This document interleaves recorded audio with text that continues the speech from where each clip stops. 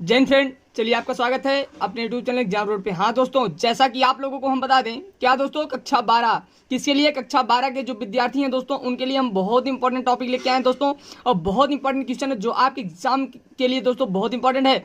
अगर आपको बता दें किस ईयर के स्टूडेंट के लिए दोस्तों, तो 2022 और 23 के जो स्टूडेंट तैयारी करें, किसके लिए, 2022 से 2023 की जो तैयारी कर रहे हैं दोस्तों, उनके लिए बहुत इंपॉर्टेंट है। तो इसलिए आज हम दोस्तों, हाँ, ये भी आपको बता दें कि सब्जेक्ट कौन सा होगा। कौन सा सब्जेक्ट होगा प्यारे बच्चों? सब्जेक्ट होगा आपका केमिस्ट्री। क्या बच्चों? सब्जेक्ट होगा केमिस्ट्री। और चैप्टर कौन सा होगा? चैप्टर आपका होगा भाग 3, मतलब लेसन नंबर 3, धातु और अधातु दोस्तों आज हम पढ़ेंगे। बहुत इंपॉर्टेंट है। तो जैसा कि आप लोगों को हम बता दें कि इस चैप्टर से 5 मार्क्स आपका सिक्योर होता है।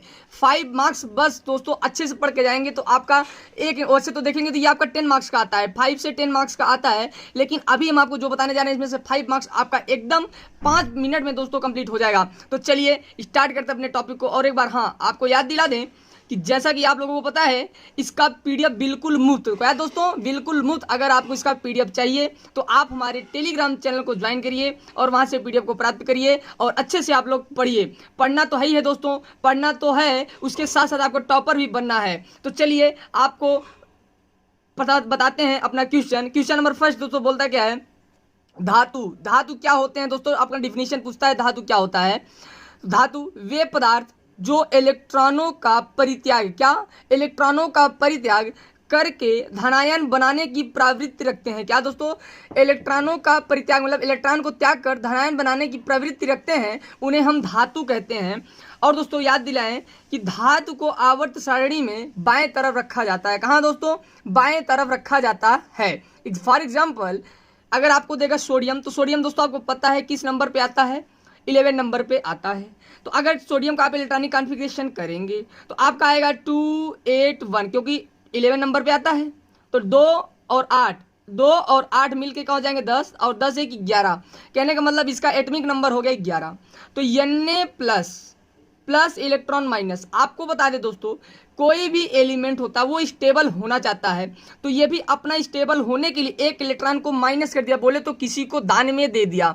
तो जब दान में देता है दोस्तों तो वो क्या होगा? यहाँ पे इलेक्ट्रॉन माइनस में जाएगा। तो इसी प्रकार अगर हम आपको देख पाए तो ये सोडियम धनायन हो गया। तो इलेक्ट्रॉनों का प्राप्त करके धनायन बनाने की प्रवृत्ति, तो दोस्तों देख रहे हैं सोडियम धनायन बनाने की प्रवृत्ति पा गया है, इसलिए इसको हम धातु बोलेंगे।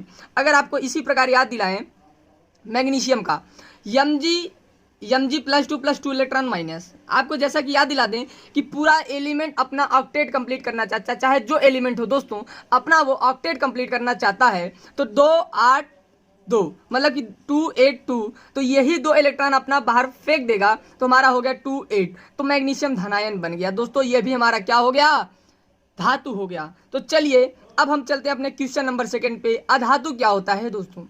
अधातु वे पदार्थ जो इलेक्ट्रॉन ग्रहण कर ऋण आयन बनाने की प्रवृत्ति रखते हैं, उन्हें हम अधातु कहते हैं। तो दोस्तों जैसा कि आपको फिर से याद दिला दें, धातु जो होता है वो इलेक्ट्रॉन का परित्याग करके धनायन बनाने की प्रवृत्ति रखता है। लेकिन अधातु जो होता है आपका, वो इलेक्ट्रॉन को ग्रहण करके ऋण आयन बनाने की प्रवृत्ति रखता है। कहने का मतलब अगर आप किसी से दोस्तों पैसे उधार लेते हैं तो आप ऋण आयन में जाते हैं, मतलब आप ऋण में जाते हैं, आप माइनस में जाते हैं। तो इसलिए अधातु कभी आपके माइंड में आएगा तो आप ये समझिएगा कि वो प्लस में ना होकर के माइनस में चला जाता है। तो चलिए अब आगे बढ़ते हैं। तो अभी इसके पहले हमने आपको दिखा दिया था कि धातु आवर्त सारणी में बाएं तरफ रहता है। लेकिन वहीं आपको अगर एक बार और दिलाएं अधातु के बारे में, तो अधातु को आवर्त सारणी में दाएं तरफ रखा जाता है।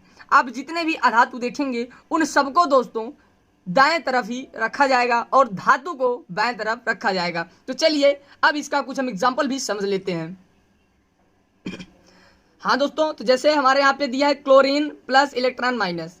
तो क्लोरीन का आपका पता है कि 17 होता है। तो 2 8 7, मतलब यहाँ पे आपको पता है कि अब ये 8 के पास में है, मतलब अब ये अपना 7 इलेक्ट्रॉन माइनस ना करेगा, किसी को देगा नहीं, बल्कि 1 इलेक्ट्रॉन किसी से लेने की प्रवृत्ति रखेगा दोस्तों। तो मतलब जब ये 1 इलेक्ट्रॉन ले रहा है तो ये मतलब माइनस में जा रहा है, इसलिए Cl यहाँ पे माइनस हो गया और आप इसका इलेक्ट्रॉनिक कॉन्फिगरेशन मतलब इलेक्ट्रॉनिक विन्यास हो गया 2 8 8 हो गया। इसलिए देख रहे हैं क्लोराइड ऋण आयन बना लिया है। अगर आपको फिर से एक बार याद दिलाएं ऑक्सीजन का, तो ऑक्सीजन +2 इलेक्ट्रॉन माइनस है। जैसा कि आपको भाइयों दिख रहा होगा प्यारे बच्चों 2 8 6, तो आप देख पा रहे हैं इसमें भी जब ये 4 के अंदर रहेगा तो दोस्तों हम बाहर करेंगे, और 4 के ज्यादा रहेगा, अगर 4 से छोटा है, अगर 4 से छोटा है तो हम बाहर करेंगे, मतलब इसको फेंक देंगे। लेकिन अगर ये 4 से ज्यादा है तो इसमें हम किसी को लाएंगे, क्या एंट्री कराएंगे, और अगर 4 से छोटा है तो बाहर फेंक देंगे। ठीक है, आगे चलिए। तो यहाँ पे देख पा रहे हैं 6 था, 2 इलेक्ट्रॉन और चाहिए ऑक्टेट कंप्लीट करने के लिए, मतलब अपना ये पूरा कक्षा पूरा करना चाहता है। तो यहाँ पे देख पा रहे हैं 2 इलेक्ट्रॉन बाहर से लिया, तो ऑक्सीजन पे 2 इलेक्ट्रॉन माइनस होते हैं। इसी माइनस चार्ज को या प्लस चार्ज को इसकी वैलेंसी बोलते हैं, मतलब उस एलिमेंट की वैलेंसी ही उसका पावर जो होता है उसकी वैलेंसी होती है। तो यहाँ पे ऑक्साइड ऋण आयन बन गया प्यारे बच्चों। तो चलिए, एक बहुत ही अच्छा टॉपिक है, मतलब बहुत ही अच्छा थ्योरेटिकल है, जो आपके एग्जाम में 2022 और 23 वाले जो विद्यार्थी हैं उनके एग्जाम में दोस्तों सीधा टपकने वाला है। तो चलिए दोस्तों, एक बार फिर से याद दिला दें कि शिक्षा वह शेरनी का दूध है, जो पीड़ा पिया है वही दहाड़ा है। तो चलिए अब हम चलते हैं अपने क्वेश्चन नंबर 3 की तरफ। भर्जन क्या बोलता है दोस्तों? वायु की उपस्थिति में, क्या वायु की उपस्थिति में अयस्क को गर्म करने की प्रक्रिया ही भर्जन कहलाता है। मतलब वायु की उपस्थिति में अयस्क को, अयस्क जो आपका होता है दोस्तों, इसके पहले वाले टॉपिक में, इसके पहले वाले वीडियो में हमने आपको बता रखा कि अयस्क क्या होता है। तो दोस्तों वायु की उपस्थिति में अयस्क को गर्म करने की प्रक्रिया को ही भर्जन कहते हैं। मतलब वायु की उपस्थिति में अगर अयस्क को गर्म किया जाता है तो उसी प्रक्रिया को ही हम भर्जन कहते हैं, मतलब भर्जन एक प्रोसेस है दोस्तों। तो चलिए चलते अपने 5th नंबर क्वेश्चन पे। प्रगलन क्या होता है?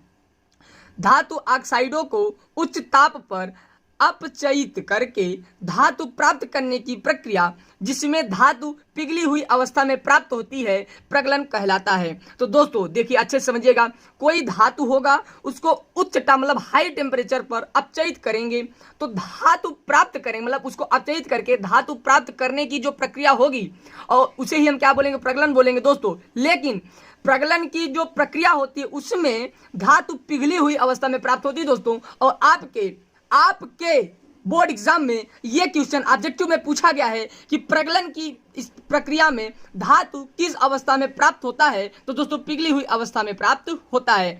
तो चलिए मिलते हैं अपने क्वेश्चन नंबर 6 से। क्वेश्चन नंबर 6 दोस्तों क्या बोलता है? और जैसा कि आप लोगों को याद दिला दे दोस्तों, अगर आप चैनल पे नए हैं तो चैनल को एक बार जरूर सब्सक्राइब करिएगा, बेल आइकन को प्रेस जरूर करिएगा दोस्तों। तो चलिए मिलते हैं अपने क्वेश्चन नंबर 6 से।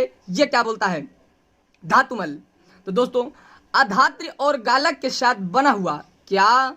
अधात्रि और गालक के साथ बना हुआ गलनीय पदार्थ जो धातु के ऊपर एक पृथक सतह बनाता है, धातुमल कहलाता है दोस्तों। तो बहुत ही अच्छा ये टॉपिक है। अभी जितना आपको बता रहे हैं ये आपके एग्जाम में दोस्तों 100% आपको गारंटी दे रहे हैं। अगर ना आए तो आप बताइएगा, पढ़ाना छोड़ देंगे दोस्तों।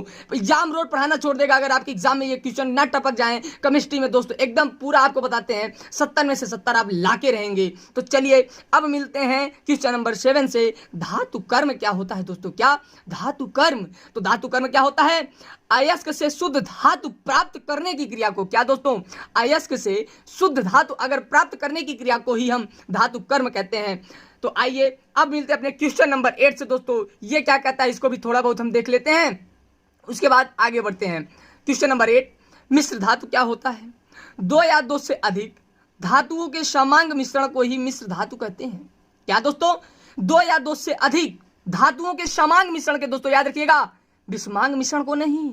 मतलब 2 या 2 से अधिक धातुओं के समांग मिश्रण को ही हम मिश्र धातु कहते हैं। तो दोस्तों ये 8 क्वेश्चन, ये 8 टॉपिक हमने आपको अभी तुरंत पढ़ाया, ये आपके एग्जाम में न टपके दोस्तों। इसमें से हम आपको बता रहे हैं 3 क्वेश्चन आपके एग्जाम में टपक जाएंगे 8 में से ही। आपको एग्जाम रोड कभी फेक पढ़ाया नहीं दोस्तों। जो एग्जाम रोड बताया है पूरा सच बताया है और एकदम ग्राउंड रिपोर्टिंग भी करता है एग्जाम रोड। तो ठीक है, मिलते हैं दोस्तों नेक्स्ट वीडियो में। तब तक के लिए जय हिंद, जय भारत, धन्यवाद।